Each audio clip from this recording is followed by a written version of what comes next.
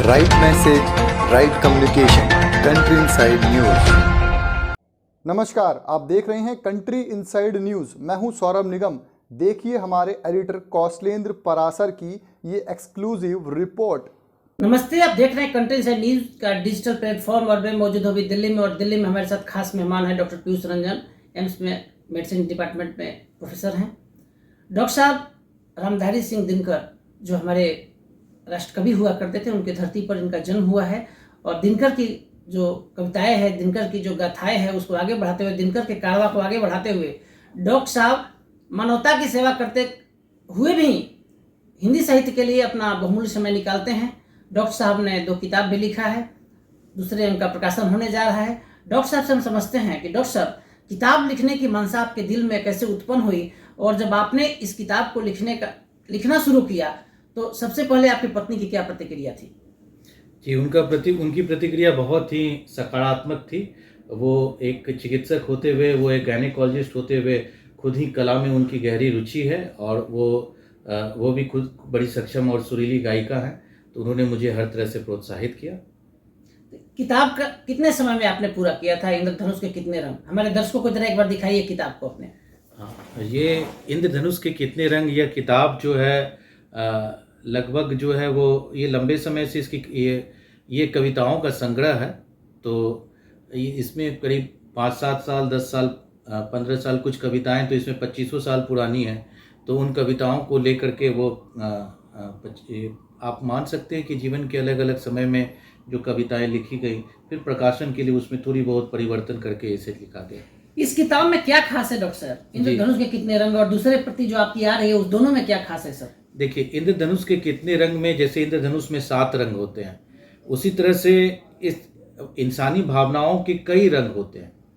तो इंसानी भावनाओं जो कि इंद्रधनुष के जैसा ही सतरंगी है, अतरंगी है, तो उस भावनाओं के कितने रंग, मतलब अलग अलग रंग को इसमें डाला गया है। जैसे कि जीव जिंदगी के प्रति फलसफा हो गया, मनोहार हो गया, पाती प्यार भरी जिंदगी 2 पल की, तुम्हारे लिए हाले दिल दर्द। तो अलग अलग भावनाओं में ये कविताएं लिखी गई हैं और इसमें कुछ जीवन दर्शन से संबंधित भी कुछ कविताएं लिखी गई हैं। एक खास जो कविता हो इसमें, सभी तो खास हैं, लेकिन एक जो महत्वपूर्ण हो उसको आप हमारे दर्शकों को सुनाएं। ये कविता हाल के समय में लिखी गई थी और ये हमें ये संदेश देता है कि वक्त बदलता ज़रूर है। तो पंक्तियां हैं कि जो कभी सुरखरू थे उन्हें दीवारों पर टंगते देखा है। सुरखरू मतलब सुर्खियों में। जो कभी सुरखरू थे उन्हें दीवारों पर टंगते देखा है। वक्त कैसा भी हो, हर वक्त को बदलते देखा है।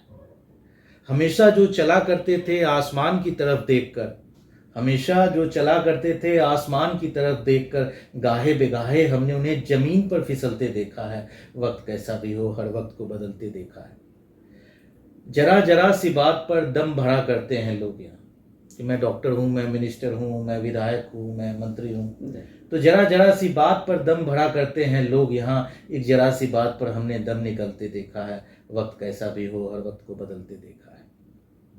जिन्होंने ऊंची कर रखी थी अपनी दीवारें दुनिया के लिए, लोगों को प्राइवेसी चाहिए, बड़े बड़े फिल्म स्टार को देखा होगा कि वो प्राइवेसी चाहते हैं। तो जिन्होंने ऊंची कर रखी थी अपनी दीवारें दुनिया के लिए, एक नजरे इनायत पर अब उन्हें मचलते देखा है।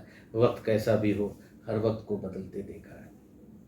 और ये 2 पंक्ति खास तौर पर जो कि आपके हमारी ज़िंदगी के लिए बहुत महत्वपूर्ण है, इसे कहीं अपने साथ संजो करके रखिएगा कि सबने सजाया, सबने संवारा और खूब गुमान भी किया। हमारा अपना शरीर होता है, कभी लाली लगा लेते हैं, रंग बिरंगे कपड़े को पहनते हैं, कि सबने सजाया, सबने संवारा और खूब गुमान भी किया। मिट्टी के शरीर को मगर मिट्टी में ही मिलते देखा है। वक्त कैसा भी हो, हर वक्त को बदलते देखा है। और आखिरी की 2 पंक्तियाँ ये कोविड के समय में लिखा गया था कि गिरकर संभलना, संभल कर चलना और फिर दौड़ पड़ना।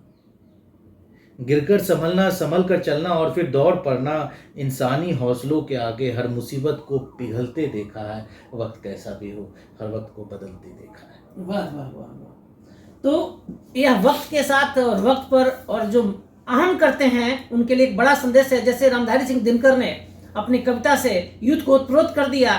जो निराश यूथ होते हैं वह उनमें ऊर्जा का संचार हो जाता है जब उनकी कविताओं को सुनते हैं। उसी तरह वर्तमान समय में दिनकर के पुत्र तो हम नहीं कर सकते हैं, लेकिन दिनकर के कारवा को आगे बढ़ाने वाले डॉक्टर पीयूष रंजन साहब ने यूथ को संदेश दे दिया है। और यूथ के साथ पॉलिटिशियंस जो अहम करते हैं, हीरो इंडस्ट्री, बड़े बड़े इंडस्ट्रियलिस्ट जो हैं, वो अपने आप को समझते हैं कि हम बहुत ही शक्तिशाली सर्वशक्तिमान हैं। उनको भी इस इंद्रधनुष के कितने रंग जो किताब है, इसमें बड़ा संदेश है। डॉक्टर साहब, जब आपने इस किताब का प्रकाशन करवाया था तो क्या क्या कठिनाई आया था? कठिनाई कुछ खास नहीं, बस ये समय थोड़ा सा एक ये रहता था, लेकिन सभी लोगों ने सहयोग किया। लोगों को यह बात बहुत अच्छी लगी। मेरे प्रकाशक श्री पीयूष जी, जो कि प्रभात प्रकाशन के हैं, उन्होंने बहुत प्रोत्साहित किया।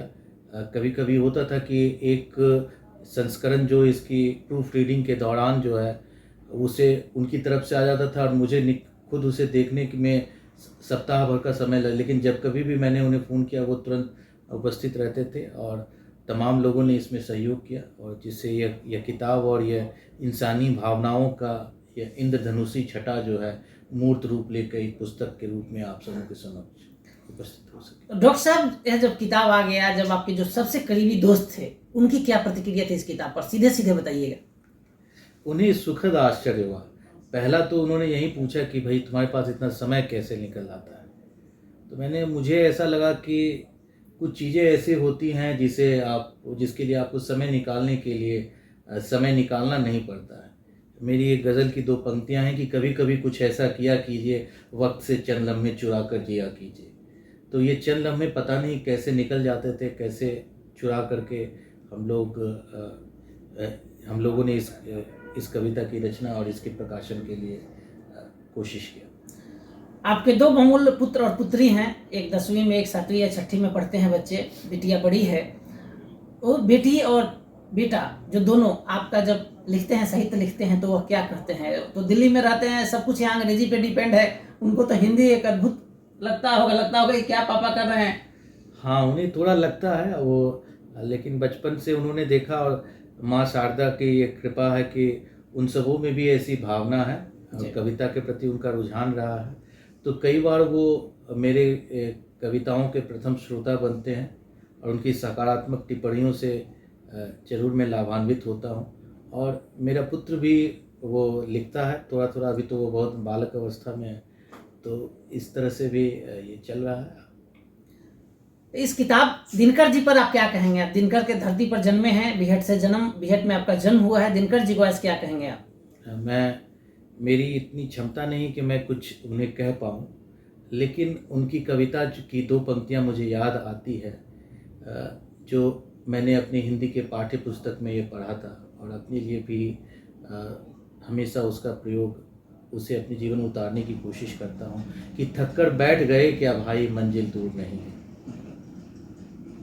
एक पथ है शेष, किसी विध पार कर जाओ, उस पार देखो चमकता है मंदिर प्रियतम का, आकर इतनी पास फिरे वो सच्चा शूर नहीं है, थक कर बैठ गए क्या भाई, मंजिल दूर नहीं है। तो ज़िंदगी के कारवां में हमें थकना नहीं है, क्योंकि मंजिल हमारी कई बार सिर्फ एक कदम के दूर रहती है, तो वो हमें करते हैं। डॉक्टर साहब, आपका यूट्यूब चैनल भी आ गया है। यूट्यूब पे आपके बहुत सारी गज़लें भी उस पर आपने जारी कर दिया है। जो कुछ हमारे जो करीबी दर्शक उसको देखते हैं, उनका एक एक्सपेरिमेंट होता है कि तो जगजीत सिंह का प्रतिरूप आप गाना, जिसने भी उसको डिजाइन किया, गाना आपने गाया और जिसने भी उसको कंपोज किया, तो आपने जो इंद्रधनुष के कितने रंग के जो गाना आपने अपलोड कराया है, उसको अगर हमारे दर्शक देखना चाहें तो कहाँ पर जाकर देख सकते हैं? जी, मैं जैसे बताऊंगा कि मैं मूल तौर पर गायक नहीं हूँ, मैं मूल तौर पर कवि हूँ। मैंने शुरू में कोशिश की कि लोग मेरे ये गीत या कविताओं को, गज़ल को कंपोज करे, वो गाएं, तो किसी ने उतनी रुचि नहीं दिखाई, तो मैं खुद ही बाय एक्सीडेंटल म्यूजिक कंपोजर और सिंगर बना।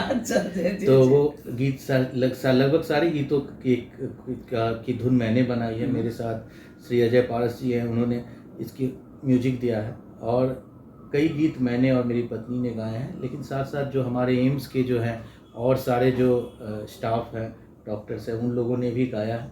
तो और यह चैनल जो है वो आपने ये ठीक कहा कि उसमें जो है एक जो मूल भावना है वो गज़लनुमा गीत की जैसा है, जो कि कई बार मन को सुकून देने वाला है।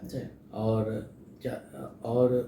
ये आपको YouTube channel doctor Piyush Ranjan, AIIMS medicine new Delhi, ऐसे करके अगर आप वो यूट्यूब पर ये करेंगे तो वो चैनल आपको मिल जाएगा और उसे देखें, उसे प्रसारित करें, ताकि आम लोगों में अपनी भाषा में ही अपनी मन की भावना को व्यक्त करने की लालसा और ललक और भी ज़्यादा बढ़े। इंग्लिश के तेज रफ्तार में, इंग्लिश सीखने का जो ललक है उसके तेज रफ्तार में लोग हिंदी को भूलते जा रहे हैं, अपने मूल भाषा को भूलते जा रहे हैं, दिनकर की भाषा को लोग भूलते जा रहे हैं। आप यूथ से क्या अपील करेंगे, देश के यूथ से? देखिए, हम सभी ये शिकायत करते हैं कि आजकल जो है हमारी हिंदी में या फिर जो क्षेत्रीय भाषा भोजपुरी में जो है अर्थपूर्ण गीतों का अभाव हो रखा है। हम सभी ये शिकायत करते हैं, लेकिन साथ ही साथ हमारी भी जिम्मेदारी है कि इस कमी, इस वॉइड को भरे। उसके लिए ज़रूरी है कि वो खुद भी पढ़ते रहें और जो सकारात्मक गीत, कविताएं, जैसे ये पुस्तक जो है आप इसे पढ़ें। अगर आपको यह अच्छा लगे तो कहीं नहीं इसकी कीमत 100, 150, 200 रुपये ऐसे करके ही रहती है। तो कहीं ना कहीं जो लोग भी जरा भी रुचि रखते हैं उनको उनके जन्मदिन पर या न्यू ईयर के अवसर पर आप इसे गिफ्ट करें, ताकि ये इस तरह से फैलते हैं। न सिर्फ मेरी पुस्तक बल्कि ऐसे जो कोई भी जो गैर साहित्यिक लोग हैं जिन्होंने अपनी पुस्तकें प्रकाशित की हैं, इस तरह से वो भी होगा। जैसे इस पुस्तक के बारे में आपने बताया भी कि इससे जो कोई भी रॉयल्टी से जो धनार्जन होगा उसे एम्स के पुअर पेशेंट जो होंगे उनके सेवार्थ जो है एम्स को दान कर दिया जाएगा। तो यह भी अपने आप में एक तरह से आप दया और दान की भाव भी, फिलैंथ्रोपी का भी भाव रख सकते हैं। तो इसके लिए आप हम सबों को कोशिश करनी होगी, अर्थपूर्ण गीतों की सराहना करते रहनी होगी। हम सराहना करेंगे तभी ऐसे जो आंचलिक से और छोटे छोटे क्षेत्र से, छोटे शहरों और कस्बों से लोग जो है अच्छे अर्थपूर्ण गीतों को बनाने और गाने के लिए प्रेरित होते हैं। जरूर। तो आप सुन रहे थे डॉक्टर साहब का जो किताब आया है इंद्रधनुष के कितने रंग, उसकी दूसरी प्रति भी मार्केट में आ रही है। लेकिन कंट्री इनसाइड न्यूज़ आपसे अपील करता है कि जहां आप भोजपुरी गीतों की तरफ भागते हैं, और डॉक्टर साहब के यूट्यूब चैनल्स पे मैंने देखा आप 1000-2000 लोग देखे हैं गाना को, तो यह तो हिंदी और जो सही साहित्यकार हैं, जो सही गजल गायक हैं, उनको एक क्या कहा जाएगा, इस पे तो कोई कमेंट में नहीं दे सकता हूं। लेकिन मेरा अपील है देश के यूथ से कि जहां भोजपुरी में फुहड़ गीतों की प्रधानता देखते हैं और इतने सुंदर, इतने मधुर, इतने, इसका मेरे पास शब्द ही नहीं है कि मैं हिंदी में क्या बोलूं। दिनकर के धरती पर जन्मे डॉक्टर पीयूष रंजन के YouTube channels doctor Piyush Ranjan AIIMS को जरूर आप देखें, सब्सक्राइब करें। और मेरा आपसे अपील है कि जो एक किताब है इंद्रधनुष के कितने रंग, इसका अगर खरीदेंगे ना 200 रुपया लगाकर, तो 2 किंडर जॉय खरीदेंगे, उसका यह दाम लगता है इसमें। इससे सीधे हमारे देश के जो गरीब हैं, जो स्वास्थ्य लाभ जिनको नहीं मिल पाता है, जिनको सही इलाज नहीं मिल पाता है, वो एम्स आएंगे, उनको इलाज होगा। यहाँ के जो डॉक्टर्स हैं, सभी लोगों का सोच है डॉक्टर पीयूष रंजन सर के नेतृत्व में कि किताब से जो रॉयल्टी आएगी उससे गरीबों का इलाज होगा। तो आपसे कंट्री से न्यूज़ अपील करता है कि डॉक्टर पीयूष रंजन एम्स को जाकर सब्सक्राइब करें और ज़्यादा से ज़्यादा उस फिल्म और उस गाने को सुने और उस गाने को प्रोत्साहित करें। डॉक्टर साहब अंत में कुछ कहेंगे? जी, जैसा आपने कहा कि जैसे भोजपुरी भाषा में जो थोड़े से फुहड़ गीत भी प्रचलित होते हैं और उसको ज़्यादा सर देख रहे हैं, ट्रेंडिंग हो जाता है सर। ये तुरंत ये, लेकिन मैं ये भी कहना चाहूँगा कि भोजपुरी, मैथिली, हिंदी में और अपनी जो अंगी भाषा में भी अच्छे अर्थपूर्ण गीत हैं, अच्छी अर्थपूर्ण कविताओं की रचना भी होती है। तो हमारी ये जिम्मेदारी है कि हम अच्छी कविताएं, न सिर्फ मेरी बल्कि और जितनी भी जो छोटे छोटे शहरों से भी जो लोग जो ऐसी कोशिश कर रहे हैं, अर्थपूर्ण गीत जो है उनको आप प्रोत्साहित करते रहें। तो आप सुन रहे थे, अंत में डॉक्टर साहब ने साफ कह दिया। मैं तो नेगेटिव नैरेटिव सेट करने के प्रयास में नहीं था, लेकिन डॉक्टर साहब ने साफ साफ कह दिया है देश के लोगों से, देश के यूथ से, बिहार जो जिनका जन्म धरती है वहाँ के लोगों से, कि आप जो भोजपुरी के फुहड़ गीतों को सुनते हैं, जिसको हम परिवार के साथ 4 लोग बैठ के नहीं देख सकते हैं, वैसे गीतों का विरोध होना चाहिए। और ऐसे समग्र अंगिका, मगही, हिंदी, भोजपुरी, मैथिली, जितनी भाषा के जो गीतें और गजलें आ रहे हैं उनको प्रोत्साहित करने की वर्तमान समय में जरूरत है। नहीं तो हम लोगों के लिए अच्छा, हमारे भविष्य के लिए अच्छा नहीं होगा।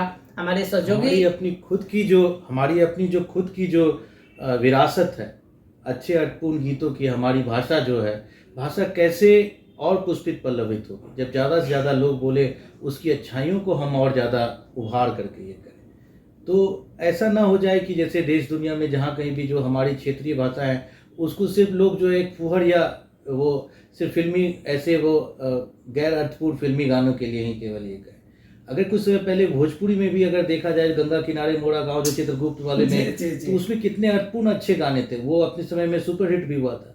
आज भी जो अच्छे गाने हुए उनका आप अच्छे से आप प्रोत्साहित करें और उसे सुने और सराहें, यह आवश्यक है। तो एम्स दिल्ली से बड़ा संदेश डॉक्टर पीयूष का। डॉक्टर पीयूष ने साफ हमारे यूथ को संदेश दे दिया और इशारों में ही जो हमारे विवादित गाना गाते हैं उनको भी कह दिया कि आप हमारी सभ्यता से छेड़छाड़ न करें। हमारे सहयोगी संधि के साथ कौशलेंद्र, नई दिल्ली से।